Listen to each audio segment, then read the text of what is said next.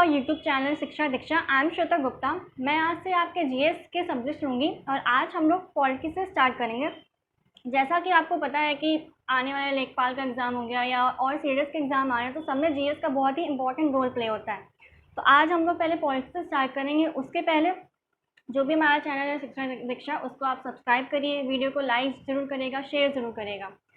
एक और चीज़, स्टार्ट करने के पहले अगर आपने अनअकैडमी की ऐप डाउनलोड नहीं की है तो उसको डाउनलोड करिए। उसमें आप देखेंगे कि जितने भी एजुकेटर्स हैं वो कितना अच्छा कंटेंट आपके लिए लेके आ रहे हैं, जो आपके लिए बहुत ही इंपॉर्टेंट रोल प्ले करेगा आपकी प्रिपरेशन के लिए। जो भी चीज़ें हैं, एजुकेटर्स हैं, आपको जो भी पढ़ना है, जो भी कंटेंट्स हैं, आपके लिए बहुत ही बेनिफिशियल होंगे।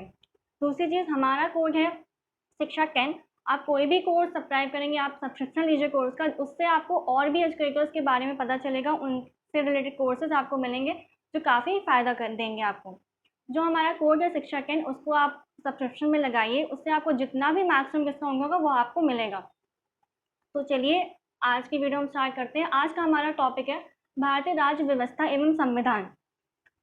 पहले तो आते हैं भारतीय राज्य व्यवस्था, मतलब इंडियन पॉलिटी। राज्य व्यवस्था से हमारा क्या मतलब है? राज्य व्यवस्था यानी हम कह सकते हैं किसी भी देश की राजनीतिक व्यवस्था। अब राजनीतिक व्यवस्था क्या है? किसी भी समाज या राज्य के जो भी प्रशासनिक, संवैधानिक या प्रक्रियाएं होती हैं, उनसे संबंध से जो निर्णय लिए जाते हैं, वो निर्णय उस समाज और राज्य के निर्णय के लिए या उन निर्णयों को लागू करने के लिए उपयोग में लाए जाते हैं। अब क्योंकि बात आई है राज्य व्यवस्था की, तो हमारे पास टर्म आता है राज्य यानी स्टेट। अब कोई भी अगर स्टेट है उसको ही लेके चलेंगे, उसके अंदर ही सरकार बनेगी, बाकी सारे काम होंगे। इस टर्म राज्य को समझने के लिए हम ये कह सकते हैं कि राज्य के मुख्यतः 4 घटक होते हैं, जो हैं सरकार, भूमि या भूभाग, संप्रभुता और जनसंख्या। सरकार, जैसा आप जानते हैं, गवर्नमेंट, कोई भी राज्य बनेगा, कोई भी स्टेट बनेगा तो उसका सबसे पहले काम क्या होगा? सरकार बनेगी जो कि सारी चीज़ें लॉ अपने मूवमेंट पे लाएगी। ये सारी चीज़ होगी। इन चारों में सबसे इम्पॉर्टेंट होता है संप्रभुता यानी सोवरेनिटी। अब संप्रभुता से क्या मतलब है? संप्रभुता से तात्पर्य है कोई भी जो देश है, उस देश में जो भी निर्णय लिए जाएंगे या शासन होगा वो उस देश की सरकार के द्वारा ही किया जाएगा। सरकार चुनने से लेकर देश बनाने तक जितने भी निर्णय लिए जाते हैं, जो भी लॉ, जो भी चीज़ें होंगी, वो उस देश की सरकार ही करेगी। कोई भी बाहरी तत्व, मतलब एक्सटर्नल फैक्टर्स, कोई भी एक्सटर्नल फोर्सेस इसमें इंटरफेयर नहीं कर सकते हैं। ये है हमारा संप्रभुता का मतलब। जैसे कि हमने समझा संप्रभुता में कि कोई भी बाहरी इंटरफेरेंस, एक्सटर्नल फोर्सेस इंटरफेयर नहीं करेंगे। अब आगे, जैसे हमारे पास एक टर्म है सरकार। सरकार में कोई भी राज्य बनाते हैं, अगर हम कोई भी राज्य बनता है तो उसका सबसे पहला क्या है? सरकार बनेगी। और सरकार कैसे बनेगी? उसके मेन फैक्टर्स है। तो हम ये कह सकते हैं कि सरकार भी मुख्यतः 3 घटक होते हैं, जो हैं विधायिका यानी लेजिस्लेटिव, कार्यपालिका यानी एग्जीक्यूटिव और न्यायपालिका यानी जुडिशरी। अब इनको समझ लेते हैं। विधायिका यानी लेजिस्लेटिव क्या? लेजिस्लेटिव को अगर हम शॉर्ट में समझें तो होती है लॉ मेकिंग बॉडी। मतलब कोई भी अगर लॉ बनना है हमारे राज्य में या जो भी सरकार बनाएगी लॉ, वो किसके ऊपर होता है? विधायिका के ऊपर। जो भी चीज़ें होंगी लॉ के अकॉर्डिंग होंगी, तो लॉ कौन बनाएगा? विधायिका। उसके बाद आती है कार्यपालिका यानी एग्जीक्यूटिव। एग्जीक्यूटिव का काम क्या होता है? जो लेजिस्लेटिव ने लॉ बनाए हैं वो उसको कैसे लागू करती है, कैसे वो चलाए जाएंगे, कैसे वो मूवमेंट में आएंगे। तो विधायिका हो गई हमारी। संप्रभुता समझने के बाद जो हमारा अगला टर्म था वो था सरकार, जैसा कि हमने स्लाइड में समझा था संप्रभुता। अब है जो मेन टर्म है वो हमारा सरकार।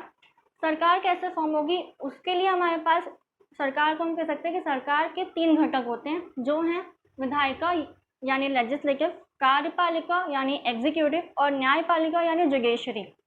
विधायिका का कार्य क्या होता है यानी लेजिस्लेटिव का कार्य क्या है? अगर हम शॉर्ट में समझें तो लेजिस्लेटिव होती है लॉ मेकिंग बॉडी, अर्थात कोई भी लॉ जो बनाया जाएगा, जब राज्य बनेगा, राज्य में सरकार बनेगी, तो जो भी लॉ होगा वो लॉ बनाने का काम होगा विधायिका का यानी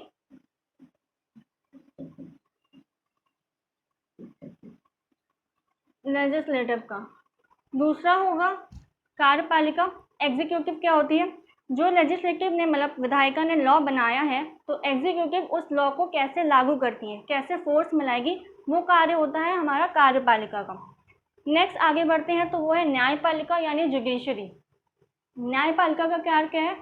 यहाँ पहले अगर कुछ एक लाइन में समझे तो होगा टू प्रोवाइड इक्वल जस्टिस, या हम ये भी कह सकते हैं जो कार्य विधायिका ने किया लॉ बनाने का, उसके बाद जो कार्य किया कार्यपालिका ने उसको लागू करने का, फोर्स में लाने का, इन सब का नेतृत्व करेगी न्यायपालिका यानी जुडिशरी की विधायिका ने जो लॉ बनाया वो सही है कि नहीं, एग्जीक्यूटिव यानी कार्यपालिका ने उसको जैसे एनफोर्स में लाया है वो सही से हुआ है कि नहीं, ये सब का नेतृत्व न्यायपालिका करेगी।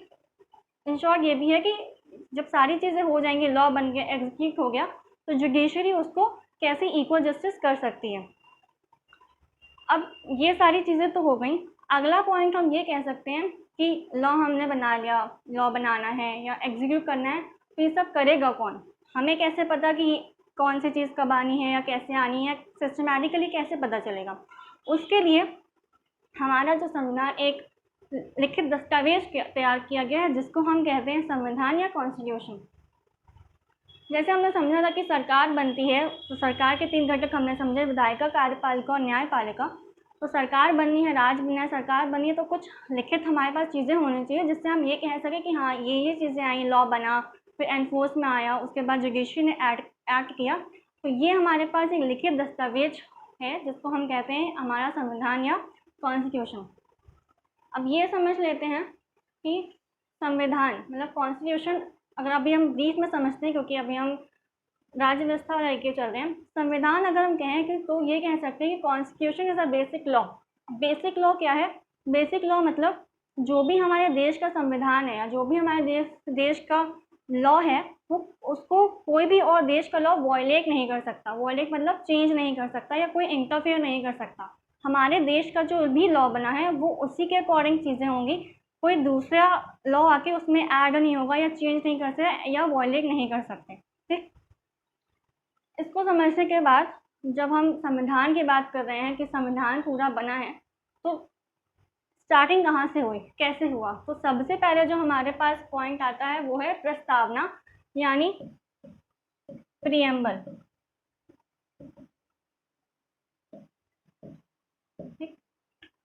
प्रस्तावना, प्रीएम्बल क्या है? क्वेश्चन ये आया पहले कि प्रस्तावना क्या होती है। प्रस्तावना हम कह सकते हैं, अगर मैं एक वर्ड में बताऊं तो प्रस्तावना होती है समरी। इसको एक एग्जाम्पल की तरह समझते हैं। जैसे कि आप कोई बुक लेते हो तो बुक का पहला या दूसरा पन्ने में क्या इंडेक्स या प्रीफेस होता है। प्रीफेस उसमें क्या होता है, आपको जो भी आगे पूरी बुक में पढ़ना है वो एक शॉर्ट समरी में दिया होता है कि एक एक पॉइंट में कि पहला ये, दूसरा ये, तीसरा ये। तो इससे हमें एक ब्रीफ इंट्रोडक्शन मिल जाता है कि हम इस बुक में आगे पूरा क्या पढ़ने वाले हैं, एक शॉर्ट समरी। तो ऐसे ही हमारे संविधान अर्थात कॉन्स्टिट्यूशन के लिए एक प्रस्तावना बनाई गई है जिसमें हम ये देख सकें कि हाँ हमारा जो की टर्म्स जोड़े गए हैं कि हाँ हमारे संविधान में ये चीज़ें ऐड की गई हैं। जैसा कि आप यहाँ देख रहे हैं कि constitution of India preamble, we the people of India. दूसरी महत्वपूर्ण चीज़ है संविधान। जैसे आप पता है तो हमारे प्रीएम्बल या हमारे संविधान में सबसे ऊपर किसको रखा गया है? लोगों को। तभी यहाँ पे दिया we the people of India. जो भी संविधान बना है किसके लिए बना है, किसके द्वारा बना है, किसके लिए बना है? हम लोगों के लिए। ये जो टर्म्स है अब हम आगे एक्सप्लेन करते हुए समझेंगे। अभी पहले प्रस्तावना का मेन वर्ड लेके चलते हैं। तो जैसा हम समझा कि प्रस्तावना एक समरी है, एक शॉर्ट समरी हमारे कॉन्स्टिट्यूशन की कि ये चीज़ें हैं। इससे रिलेटेड कुछ क्वेश्चंस अगर हम अभी पॉइंट आउट करें तो ये हो सकते हैं। पहला क्वेश्चन कि प्रस्तावना क्या है, तो उसको हमने यही लिया कि प्रस्तावना एक शॉर्ट समरी है जिसका कोई ऑब्जेक्टिव है।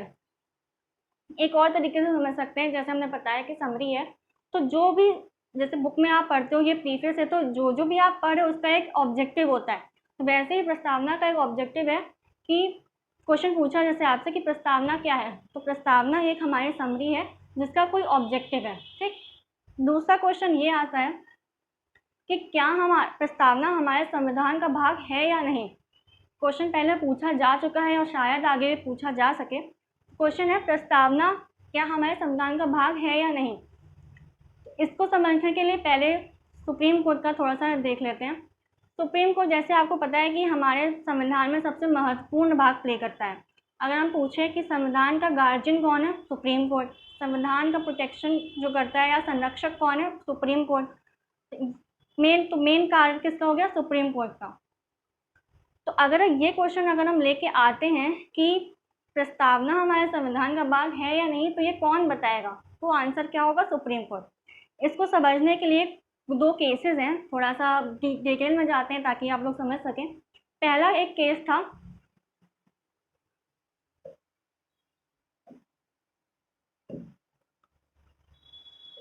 1973 में। पहला जो केस हुआ था 1973 में, केशवानंद भारती केस।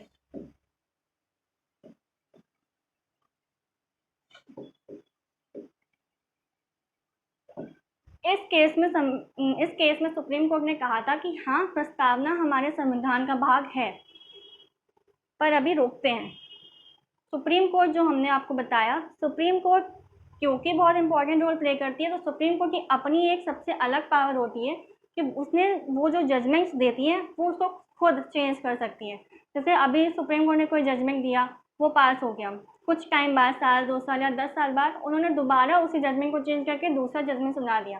तो सुप्रीम कोर्ट की खुद की पावर होती है कि वो डिसीजन, अपना जजमेंट चेंज कर सकती है। 1973 के पहले थोड़ा चलते हैं 1960 में। 1960 में ये था, 1916 में केस हुआ था बेरुवारी केस।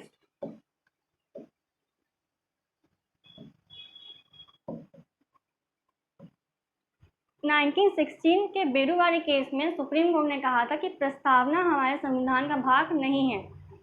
जैसा अभी हमने पढ़ा कि 73 में कहा कि है और 60 में कहा कि नहीं है, तो यहाँ पे सुप्रीम कोर्ट ने अपनी पावर का यूज़ किया। 1916 में कहा कि हमारे संविधान का प्रस्तावना भाग नहीं है, और कुछ 13 साल बाद 1973 में कहा कि हाँ, प्रस्तावना हमारे संविधान का भाग है। तो इससे क्रॉस क्वेश्चन बन सकते हैं, तो ये ध्यान दीजिएगा कि जैसे कौन से केस में या कौन से सन में सुप्रीम कोर्ट ने कहा कि प्रस्तावना हमारे संविधान का भाग है। अगर सन पूछा जाए तो 1973 हो जाएगा, और केस पूछा तो केशवानंद भारती केस। या दूसरा क्वेश्चन आ सकता है कि कौन से सन में या कौन से किस केस में सुप्रीम कोर्ट ने ये कहा कि प्रस्तावना हमारे संविधान का भाग नहीं है, वो हो जाएगा बेरुवारी केस 1960 का। तो ये समझ में आ गया। अब ये जो हमारा प्रियम्बल दिया हुआ है, हमारे कॉन्स्टिट्यूशन में जो प्रियम्बल प्रदान किया गया है, इसमें जो टर्म्स है उसको हम साथ ही साथ अभी समझते चलेंगे धीरे धीरे। तो जैसा कि अभी हमने पढ़ा प्रस्तावना को लेके कि कब बताया कि भाग है या कब बताया कि भाग नहीं है, तो वो सारी चीज़ें आप नोटिस ध्यान में रखिएगा। अलग चीज़ 1960 हो गया, 1973 हो गया। अब आगे एक क्वेश्चन ये आ सकता है कि प्रस्तावना जो है, प्रियम्बल है, हमने कहाँ से ली है या कहाँ से बोरो की। जैसे हमारा संविधान जब बना तो हमने कई सारी चीज़ें अलग अलग स्रोतों से ली हैं, तो वैसे ही प्रस्तावना के लिए ये क्वेश्चन उठता है कि हमने प्रस्तावना कौन से देश से ली या कहाँ से बोरो की है। इससे एक क्रॉस क्वेश्चन या इससे एक क्वेश्चन आ सकता है कि ऐसा कौन सा देश है जिसने अपना सबसे पहले खुद किया, तो वो था यूएसए। तो अगर क्वेश्चन आता है कि भारत ने कौन से देश से प्रस्तावना ली है, तो वो हो गया यूएसए। दूसरी चीज़ याद रखिएगा कि ये तो हमने क्वेश्चन किया कि प्रस्तावना कहाँ से ली है, तो वो है यूएसए। दूसरा क्वेश्चन आता है प्रस्तावना की भाषा, मतलब लैंग्वेज ऑफ प्रियम्बल, तो वो हमने किस देश से ली है? ऑस्ट्रेलिया से। ये दोनों डिफरेंट क्वेश्चन हैं, प्रस्तावना को लेके अलग रखिएगा, मिक्स मत करिएगा। प्रस्तावना ली है यूएसए से और प्रस्तावना की भाषा ली है ऑस्ट्रेलिया से, ठीक। अब दूसरा ये क्वेश्चन या पॉइंट आता है, जो हमारा प्रियम्बल है, तो क्या उसमें अमेंडमेंट मतलब संशोधन किए जा सकते हैं? ये क्वेश्चन आया कि क्या हम चेंजमेंट कर सकते हैं, अमेंडमेंट कर सकते हैं। तो जैसे कि हमारा संविधान है उसमें अमेंडमेंट्स किए जा सकते हैं या करते हैं, वैसे ही प्रस्तावना में भी अमेंडमेंट्स किए जा सकते हैं। अब जो पॉइंट बना कि हाँ, हमने अमेंडमेंट, हमारे संविधान में या प्रस्तावना में अमेंडमेंट हुए हैं, तो क्वेश्चन ये उठ के आया कि अगर अमेंडमेंट हुए हैं तो पहला अमेंडमेंट मतलब पहला संशोधन कब किया गया था या कितनी बार हुआ था। ये क्वेश्चन आ सकता है कि पहला जो भी संशोधन हुआ था या हमारे संविधान में जितने भी संशोधन हुए हैं वो कितने बार संशोधन हुए हैं। तो आंसर होगा हमारा एक बार, जो कि हुआ था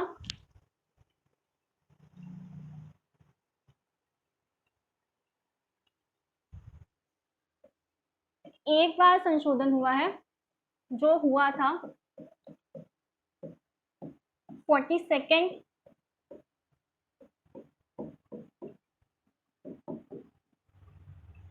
कॉन्स्टिट्यूशनल अमेंडमेंट एक्ट 1976 के तहत जो हमारा, अगर जैसे कि क्वेश्चन मैंने किया आपसे कि हमारे संविधान में संशोधन हुए हैं, तो कितनी बार संशोधन हुआ है? एक बार हुआ है। किसके तहत हुआ है? थोड़ा कर देते हैं।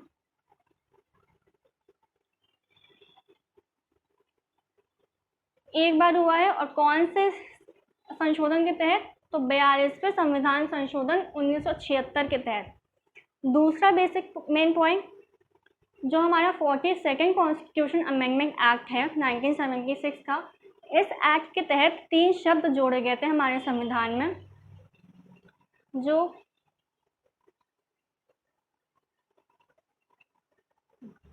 42वें संविधान संशोधन के तहत 3 शब्द जोड़े गए, जो थे समाजवादी अर्थात सोशलिस्ट, लिख देते हैं,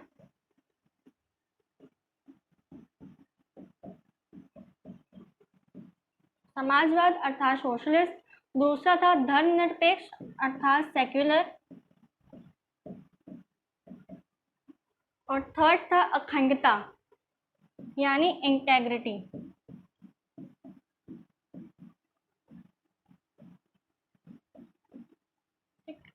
अब ये टर्म समझ लेते हैं, क्योंकि काफ़ी मतलब ऐसा नहीं है कि पूछे जा भी सकते हैं यही, पर ये आपको आने चाहिए, ब्रीफ इंट्रोडक्शन होना चाहिए।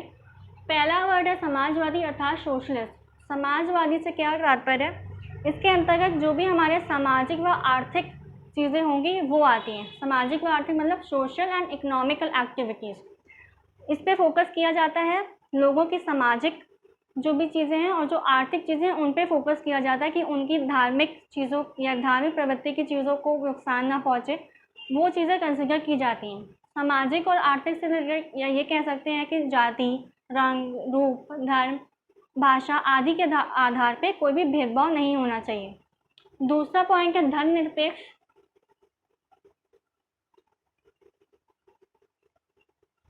यार एक चीज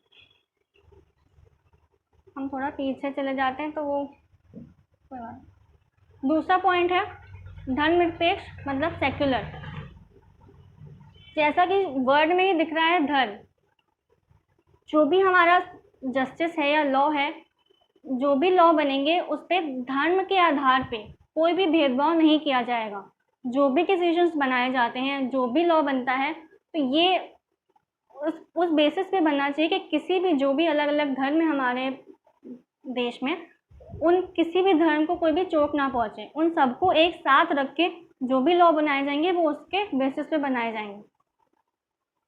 तीसरा पॉइंट है अखंडता यानी इंटेग्रिटी।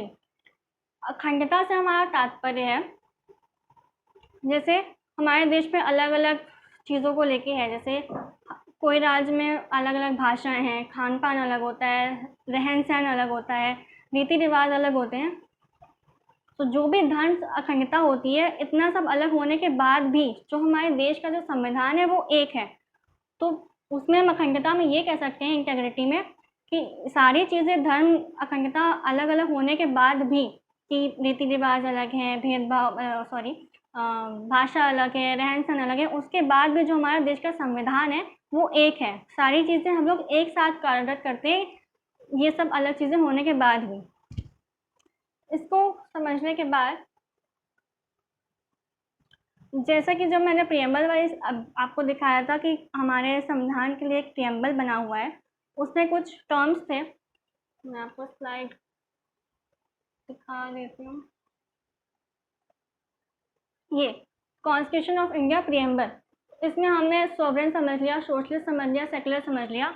जो बाकी के टर्म्स हैं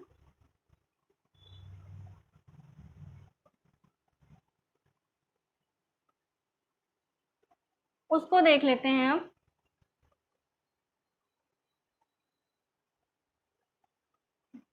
संविधान की प्रस्तावना में निहित कुछ शब्द, जैसे हमने ये सब धर्मनिरपेक्ष वगैरह समझ लिया, जो और एक्स्ट्रा दिए हुए हैं जैसे डेमोक्रेटिक, रिपब्लिक अर्थात गणतंत्र, ये सब समझ लेते हैं।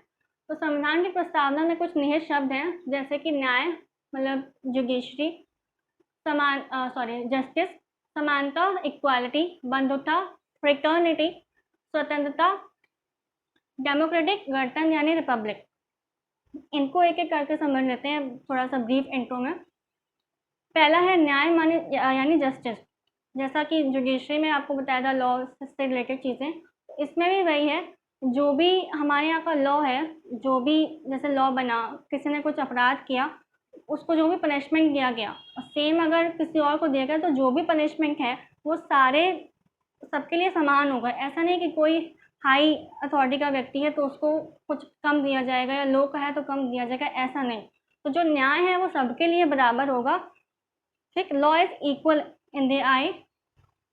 दूसरा पॉइंट है समानता, मतलब इक्वालिटी। समानता से समझ में आ रहा है कोई भी, जितने भी जाति के आधार पे कह रहे हो आप, धर्म के आधार पे कह रहे हो, जितने भी रिस्पेक्टिव चीज़ें हैं उनके आधार पे, मतलब समानता में कोई भी भेदभाव नहीं होना चाहिए। आप जो एक पर्टिकुलर व्यक्ति कुछ कर रहा है तो दूसरा भी वो कर सकता है, ऐसा नहीं कि नहीं मैं कर रहा हूँ आप नहीं कर सकते। तो समानता का अधिकार हम लोग को दिया गया है। तीसरा है बंधुता, मतलब भाईचारा या फ्रेटर्निटी। भाईचारा से ही सीधे समझ में आ रहा है कि अनेकता में एकता, सब एक साथ रहें, भाईचारा रहे, प्रेम रहे, बंधुत्व रहे, ये सारी चीज़ें। दूसरा है स्वतंत्रता, ये तो फ्रीडम है आपको सारी चीज़ों की। पांचवा है डेमोक्रेटिक। डेमोक्रेटिक समझने के लिए एक वर्ड आता है हमारे पास, डेमोक्रेसी। डेमोक्रेसी क्या है? हमारा जो देश है उसमें सबसे टॉप मोस्ट प्रायोरिटी हमने अभी प्रेमल में पढ़ी थी, कौन है? इस देश के लोग। तो डेमोक्रेसी में क्या है, जो भी हमारा जो भी इस देश का शासन करेगा ना, जैसे हमारे देश में पीएम, तो किसके द्वारा चुना जाता है? इस देश के नागरिकों द्वारा, इस देश के लोगों द्वारा। डेमोक्रेसी में होता है कि जो भी पावर निहित होती है वो हमारे देश के नागरिकों, मतलब हम लोग में निहित होती है। पीएम का चुनाव जब होता है तो देश के नागरिकों का एक महत्वपूर्ण भाग होता है। तो डेमोक्रेटिक हमने समझा, डेमोक्रेसी समझा। डेमोक्रेटिक क्या? स्टार्टिंग से छोटे से हम लोग पढ़ते चले आ रहे हैं एक line, democracy is the government of the people, by the people and for the people. मतलब लोगों के लिए, लोगों के द्वारा, लोगों, ठीक है। क्या समझा? डेमोक्रेसी क्या है? By the people, of the people and for the people. Last है गणतंत्र यानी रिपब्लिक। गणतंत्र डेमोक्रेसी से ही रिलेट अगर करें, या जैसे आपने सुना होगा राजतंत्र और गणतंत्र। राजतंत्र में क्या है, पहले भी काफ़ी पहले के टाइम पे, या अभी हम देखें इंग्लैंड में यही रूल चलता है कि जो किंग होता है वही रूल करता है। जैसे वहाँ पे मोनार्की, मतलब द रूल ऑफ किंग, ये शासन लागू है। हमारे देश में क्या है, किंग वाला कोई रूल नहीं है। जो भी व्यक्ति चुना जाएगा रूल करने के लिए, मतलब शासन करने से, पीएम हमारे, तो वो लोगों के द्वारा चुना जाएगा। राजतंत्र में क्या होता है, जैसे किंग है वहाँ पे, तो जब अगला जो राजा बनेगा, किंग बनेगा, वो उनका ही बेटा, मतलब उनके पीढ़ी दर पीढ़ी ही फॉरवर्ड होगा और कॉमन पीपल से कोई मतलब नहीं। अभी भी वहाँ इंग्लैंड में ये जारी है। यहाँ हमारे भारत में ऐसा नहीं है। जैसा अभी हमें डेमोक्रेसी में पढ़ा कि जो भी रूल करेगा, जैसे पीएम है, तो वो उस देश के नागरिकों द्वारा ही चुने जाएंगे। तो पावर हमारे हम में, मतलब देश के नागरिकों में निहित होती है। अभी लास्ट हमने क्या समझा, ये सारी चीज़ें कि न्याय, इक्वालिटी, जस्टिस, ये सारी चीज़ें, बंधुता, स्वतंत्रता, डेमोक्रेटिक, रिपब्लिक। इसके आगे अब बढ़ते हैं। जो हमने संविधान की बात अगर हो रही है, जब संविधान बना होगा, कब बना या कैसे बना, उस पर थोड़ा सा ब्रीफ फोकस करते हैं। संविधान कैसे बना या कब बना या किसने बनाया? तो संविधान कैसे बना होगा, एक संविधान सभा का गठन हुआ होगा, यानी कॉन्स्टिट्यूएंट असेंबली का गठन हुआ होगा। अब अगर सभा बनी है तो सभा मतलब कुछ लोग आए, उन्होंने एक मीटिंग रखी, बैठक बनी, मीटिंग हुई और निर्माण हुआ या रूल या लॉ बने। तो इसी पे अगर करें कि बैठक हुई है, तो ऑफकोर्स है 1, 2 जितनी भी बैठक हुई उस पर फोकस करते हैं। पहली बैठक जो हुई थी वो थी हमारी 9 दिसंबर 1946 को। इसमें जो हमारे अस्थायी अध्यक्ष थे वो थे डॉक्टर सच्चिदानंद सिन्हा। अभी इसको ब्रीफली लेके चलते हैं, आगे जब और पढ़ाएंगे तो इसको डिटेल में बताएंगे सारी बैठकों के बारे में। अभी जो पहली बैठक हुई थी वो थी 9 दिसंबर 1946, जिसमें अस्थायी अध्यक्ष थे डॉक्टर सच्चिदानंद सिन्हा। दूसरी बैठक हुई थी 11 दिसंबर 1946 को, जिसमें स्थायी अध्यक्ष थे डॉक्टर राजेंद्र प्रसाद। ये बैठक का इसलिए बता रहे हैं, जो भी तीसरी बैठक है उसका प्रस्तावना से लेकर थोड़ा सा लिंक है, तो उसको बताने के लिए कंटिन्यू करते हैं। तो दूसरी बैठक मैंने बताई 11 दिसंबर 1946 को। जो तीसरी बैठक हुई थी 13 दिसंबर 1946 को, इस बैठक में पंडित जवाहरलाल नेहरू जी एक प्रस्तावना, एक डॉक्यूमेंट लेके आए थे, जिसमें ये था कि हमारे देश का संविधान ऐसा होगा या ऐसा बनेगा, ये चीज़ें निहित हो सकती हैं या होंगी। उस डॉक्यूमेंट को नाम दिया गया उद्देश्य प्रस्ताव। जो जवाहरलाल नेहरू जी एक डॉक्यूमेंट लेके आए थे, उस डॉक्यूमेंट को नाम दिया गया उद्देश्य प्रस्ताव। इसलिए भी हम प्रियम्बल को, मतलब प्रस्तावना को, उद्देशिका के नाम से भी जानते हैं। ठीक, ये हो गया। अब आगे जितना भी हमने अभी कवर किया है उससे रिलेटेड इसमें कुछ पॉइंट्स मैंने इंक्लूड किए हैं, या इसके अलावा जो पॉइंट्स रह रहे हों या जैसे वन लाइनर्स में क्वेश्चन आते हैं आपके, वो इंक्लूडेड है, तो ये देख लेते हैं। कुछ प्रमुख तथ्य हैं। पहला, राज शब्द का उल्लेख सर्वप्रथम मैकियावेली ने किया था अपनी द प्रिंस बुक में। ये क्वेश्चन शायद आ चुका है या इम्पोर्टेंट है, इसलिए मैंने इंक्लूड किया है, तो आप ये भी देख सकते हैं। पहला क्या है, राज शब्द का उल्लेख सर्वप्रथम मैकियावेली ने किया था उनकी पुस्तक द प्रिंस बुक में। दूसरा पॉइंट है संप्रभुता, जो हमने सॉवरेनिटी पढ़ा था उसका एक मेन पॉइंट है। संप्रभुता को राज की आत्मा कहा जाता है, इसे राज का कीमती अंग भी कहते हैं। तो संप्रभुता अगर पूछा जाए कि राज की आत्मा या राज का कीमती अंग किसे कहते हैं, तो वो है संप्रभुता यानी सॉवरेनिटी। तीसरा पॉइंट है संविधान शब्द का जनक किसे कहा जाता है, हेनरी वेन। इससे दो क्वेश्चन बनते हैं, दोनों डिफरेंशिएट अलग रखिएगा। अगर शब्द की बात की जाए कि संविधान शब्द का जनक, तो वो है हेनरी वेन। दूसरा क्वेश्चन आता है भारतीय संविधान का जनक किसे कहा जाता है, तो वो है भीमराव अंबेडकर। मतलब शब्द का जनक हेनरी वेन और भारतीय संविधान का जनक भीमराव अंबेडकर। नेक्स्ट पॉइंट है संविधान की आत्मा, सोल ऑफ कॉन्स्टिट्यूशन। संविधान की आत्मा किसे कहते हैं, उद्देशिका या प्रस्तावना को। उद्देशिका जैसे बताया कि जवाहरलाल नेहरू जी जो प्रस्ताव लेके आए थे संविधान का, उसको उद्देश्य प्रस्ताव बोला गया था, इसलिए प्रियम्बल मतलब प्रस्तावना को उद्देशिका नाम से भी जानते हैं। तो वही है, ये संविधान की आत्मा उद्देशिका या प्रस्तावना को कहा जाता है। नेक्स्ट पॉइंट है संविधान की आत्मा भीमराव अंबेडकर ने अनुच्छेद 32 को कहा था। ये हालांकि आगे का पॉइंट है, बट क्योंकि सोल ऑफ कॉन्स्टिट्यूशन की बात हुई यहाँ पे, तो दो अलग अलग चीज़ें हैं। संविधान की आत्मा जो हमने स्टार्टिंग में पढ़ा वो उद्देशिका या प्रस्तावना को कहते हैं, पर अगर क्वेश्चन आता है कि संविधान की आत्मा भीमराव अंबेडकर जी ने किसको कहा था, तो वो अनुच्छेद 32 को कहा था। अनुच्छेद 32 जो होता है संवैधानिक उपचारों का अधिकार, इसको हम आगे कंटिन्यू करेंगे जब हम आर्टिकल्स पढ़ेंगे डीप में। नेक्स्ट लास्ट पॉइंट है उद्देश्य प्रस्ताव के विषय में के.एम. मुंशी ने इसे जन कुंडली कहा था। ये आप वन लाइनर में आ सकता है क्वेश्चन, तो देख लीजिएगा कि उद्देश्य प्रस्ताव के विषय में के.एम. मुंशी ने इसे जन कुंडली कहा था। तो ये हो गया आज की वीडियो हमारी। तो कोशिश है कि ये अब इसको सिस्टमेटिकली आगे चलाते रहेंगे कंसेप्ट बाय कंसेप्ट, और अगर जैसे हम पढ़ते जाएंगे सारी चीज़ें, तो जैसे कुछ कंसेप्ट कवर किया तो उसके बाद क्वेश्चन के फॉर्म में आपका रिवीजन भी कराते रहेंगे। ये आज की वीडियो हो गई, तो ठीक है, अब इसको एंड करते हैं।